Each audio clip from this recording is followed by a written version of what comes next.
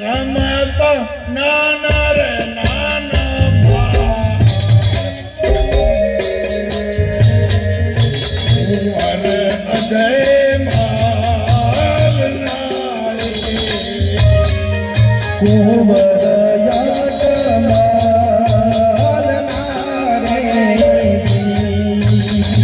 અને જયારે સાહેબ 40 ડબ્બા તેલની પૂરીઓ ઉતરતી હતી ને ત્યારે બબારામ મહારાજ મેસરના લેવા પાટીદાર છે ત્યારે એમની ભરપૂર જવાની હતી. અત્યારે તો ખૂબ ઉંમર થઈ ગઈ છે પણ ત્યારથી અમે બધા સાથે જ છીએ. જુનાગઢ આશ્રમના મુખ્ય દાનવીર કે ગોઠી હાઈસ્કૂલ ચાલે છે પાલનપુરમાં, સ્વસ્તિક હાઈસ્કૂલ. એના શેઠ હરિભાઈ કાળુભાઈ કૃષ્ણભાઈ ગોઠી એ આપણા જુનાગઢ આશ્રમના દાનવીર દાતા છે. અને 16 ગામ લેવા પાટીદારો તરફથી એ આશ્રમ છેલ્લા 89ની સાલથી અત્યાર સુધી ચાલે છે. અમે ફંડ ફાળો ઉઘરાવતા નહીં, પાવતી બુક રાખતા નથી અને ફ્રી ઓફ સેવા. કોઈ પણ માણસ એવું ન કહી શકે કે દોલતરામ મહારાજના આશ્રમમાં અમારી પાસેથી 100 રૂપિયા લીધા હતા આટલા વર્ષોમાં. એ કોઈ તમારા બધાના આશીર્વાદથી, દાનવીર દાતાઓના સહયોગથી. અને જ્યારે પૂઠો લઈ અને વણઝારો રામદેવજી મહારાજના કોકણગઢના કાંદરે આવ્યો, મહારાજ નાનું બાળક બની ભસવણનું તિલક લગાવી બાબરી વાળું બાળક થઈને પેલા વણઝારાને પૂછ્યું, વણઝારા તારી પોછામાં કામ માલ ભર્યો હોય?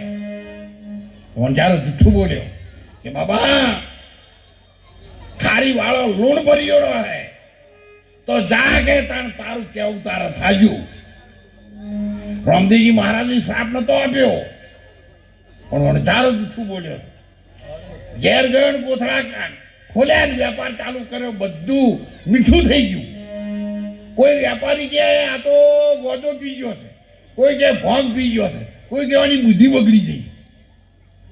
પણ વણઝારાને ખબર પડી ગઈ કોઈ જગ્યાએ ભૂલ પડી છે. ઘેર આઈ બાબાનો દીવો કરીને ઘરમાં બેસી ગયો. સાહેબ તમને પણ હું તો વિનંતી કરીને કહું છું, તમારો કોઈ પણ પ્રશ્ન હોય અને ઉકેલ ના આવતો હોય તો હજુ લાયક તમારી ઈચ્છા હોય દેવી દેવતાને માનો, પણ એનો દીવો ભરી અને પવિત્ર મનથી સાહેબ પલોઠી વાળાની બેસી જજો. એ જ દેવી, એ જ માતા, એ જ ભગવાન, એ રામદેવજી મહારાજ, એ છઠ્ઠીમાન, એ શિગુતરમાન, એ ગોગ મહારાજ તમને જવાબ આપ્યા વગર કદી રહેવાના નથી. પણ તમારી શ્રદ્ધા અડગ હોવી જોઈએ. જેમ સગુણા લૂંટાણી હતી ને જંગલમાં, તેને વિશ્વાસ હતો કે મારા રામદેવજી મહારાજ મારી ગરીબ દીકરીની વારે આવ્યા વગર નહીં, ભાઈ તરીકે આવે તો પહોંચી ન વળે. અને તારે ભજનમાં કહ્યું, અરે તારી બેની લૂંટાણી વનમાં મળજો રણવટમાં. તારી બેની લૂંટાણી વનમાં મળજો.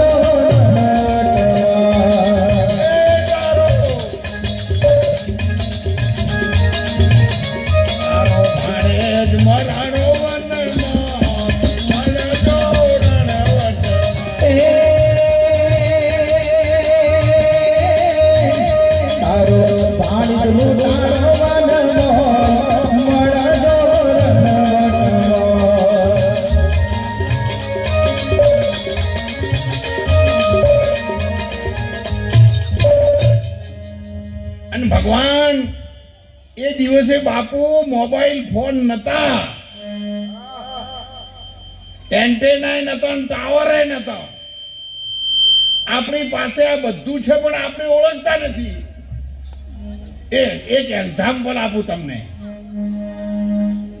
તમારા શરીર ઉપર જે રૂવાટો છે